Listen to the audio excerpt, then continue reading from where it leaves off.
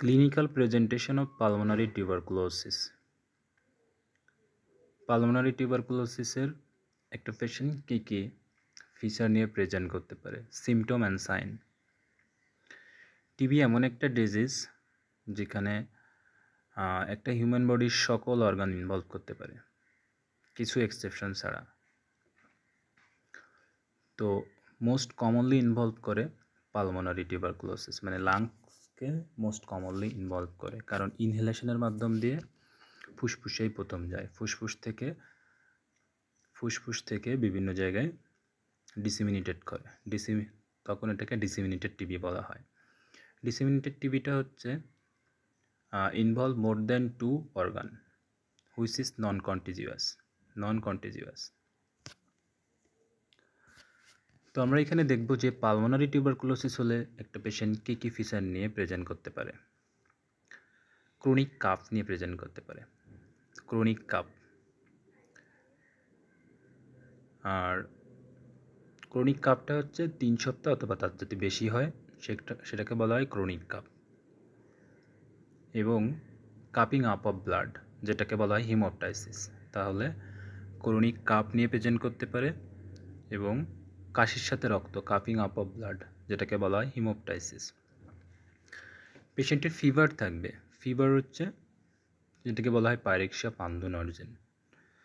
ফিভারটার character কেমন হবে? ফিভারের ক্যারেক্টার হবে low grade, intermittent, evening rise temperature, not associated with chills and rigor but subside by taking antipyretics।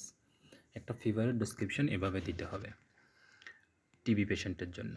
তাই low grade, intermittent, evening rise temperature, highest recorded temperature 101 degree Fahrenheit, not associated with chills and rigor but subside by taking antipyretics। অনেক সময় patient নিউমোনিয়ার feature নিয়ে present করতে পারে, মানে TB সাথে associated with pneumonia.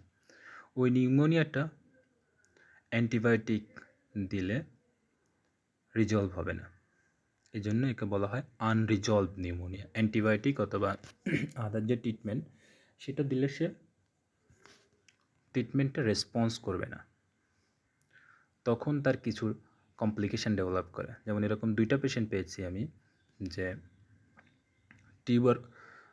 টিউবারকুলোসিসের জন্য পেশেন্টের ক্যাভিটি লেশন আছে, সাথে হচ্ছে হাই গ্রেড ফিভার আছে, মানে টিবির সাথে ইনফেকশন আছে। কিছুদিন পরে ক্যাভিটারিটা রাপচার হয়ে হাইড্রোনিউমোথ্রাক্স ডেভেলপ করছে এবং আলটিমেটলি ডায়াগনোস হয়েছে টিউবারকুলোসিস। তখন তাকে অ্যান্টিটিবি দেওয়া লাগছে। তো টিবির জন্য যদি নিউমোনিয়া ডেভেলপ করে তাহলে সে পেশেন্টের নিউমোনিয়াটা অ্যান্টিবায়োটিকে রেসপন্স করবে না, এটাকে বলা হয় নন রিজলভিং অথবা আনরিজলভ নিউমোনিয়া। আরও কিছু কজ আছে নন রিজলভিং নিউমোনিয়া, যেমন ফাঙ্গাস দিয়ে যদি হয় তখন হতে পারে। যদি আনরিজলভ নিউমোনিয়া যদি ব্রঙ্কিয়াল কার্সিনোমা দিয়ে হয় তখন হতে পারে। যদি ডায়াগনোসিসটাই রং তখন হতে পারে, অথবা অ্যাপ্রোপ্রিয়েট অ্যান্টিবায়োটিক দেওয়া হচ্ছে না তখন হতে পারে। যাক, এক্সুডেটিভ প্লুরাল এফিউশন।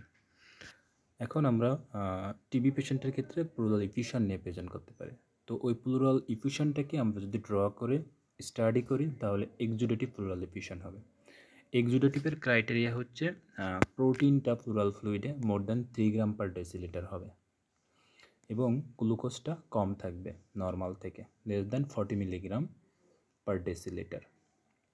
পিএইচ নর্মাল থাকতে পারে এবং ফ্লুইডের কালারটা হবে স্ট্র কালার, টিবি পেশেন্টের জন্য স্ট্র কালার হবে। এবং যদি সাইটোলজিক্যাল অ্যানালাইসিস করা হয় তাহলে টোটাল যে ডাব্লিউবিসি হবে তার মোস্ট অথবা প্রিডোমিনেন্টলি নিউট্রোফিল থাকবে, নিউট্রোফিলিক প্রিডোমিনেন্ট লিম্ফোসাইটিক প্রিডোমিনেন্ট থাকবে, লিম্ফোসাইটিক প্রিডোমিনেন্স থাকবে। তাহলে এক্সুডেটিভ প্যাটার্ন হবে। এক্সুডেটিভ প্লুরাল এফিউশনটা আমরা ডায়াগনোসিস করি লাইটস ক্রাইটেরিয়া আছে। লাইটস ক্রাইটেরিয়ার 3টা পয়েন্ট আছে, প্লুরাল ফ্লুইড প্রোটিন আর serum protein ratio more than 0.5, pleural fluid LDH আর সেরাম এলডিএইচ মোর দ্যান 0.6, আর pleural fluid LDH more than 2/3 of upper normal limit of serum LDH. এটা হচ্ছে exudative criteria, এটাকে বলা হয় লাইটস ক্রাইটেরিয়া। পালমোনারি টিউবারকুলোসিসের পেশেন্টের chest x-ray normal থাকতে পারে অ্যাবাউট 10% ক্ষেত্রে। 10% ক্ষেত্রে সিস্টে নর্মাল থাকতে পারে, অ্যাসিমটোমেটিক থাকতে পারে, এক্সরেতে কোনো ফাইন্ডিংস থাকবে না। ইউজুয়ালি এক্সরেতে কী কী ফাইন্ডিংস নিয়ে টিউবারকুলোসিসের পেশেন্ট প্রেজেন্ট করতে পারে? একটা হচ্ছে মাল্টিপল প্যাসি অবাসিটি থাকবে, 2 নম্বর হচ্ছে আপার লোব ফাইব্রোসিস থাকতে পারে, 3 নম্বর ক্যাভিটি রিলেশন থাকতে পারে, 4 নম্বর প্লুরাল লিপিশন থাকতে পারে, 5 নম্বর ইউনিল্যাটারাল অথবা বাইল্যাটারাল হাইলার লিম্ফোডেনোপ্যাথি থাকতে পারে, 6 নম্বর পেশেন্ট কলস নিয়েও প্রেজেন্ট করতে পারে যদি এন্ডোব্রঙ্কিয়াল টিউবারকুলোসিস দিয়ে হয়।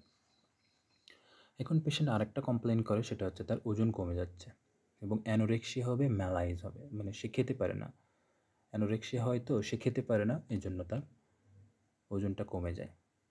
তারপর হচ্ছে স্পন্টেনিয়াসলি নিউমোথ্রাক্স ডেভেলপ করতে পারে, মানে কমপ্লিকেশান হিসেবে নিউমোথ্রাক্স ডেভেলপ করতে পারে। এটা হচ্ছে সেকেন্ডারি কজ অফ নিউমোথ্রাক্স।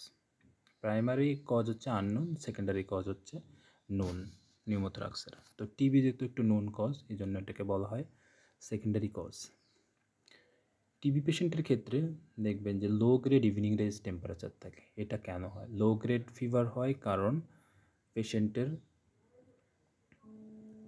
এটা হচ্ছে delayed type of hyper sensitivity reaction হয় এবং slow growing organism. Delayed type of hyper sensitivity reaction হয় এবং স্লো গ্রোয়িং অর্গানিজম। এই জন্য গ্রানুলোম এবং সাথে গ্রানুলোমা ফর্মেশন হয়। তাহলে 3টা কারণে লো গ্রেড হয় ইভিনিং।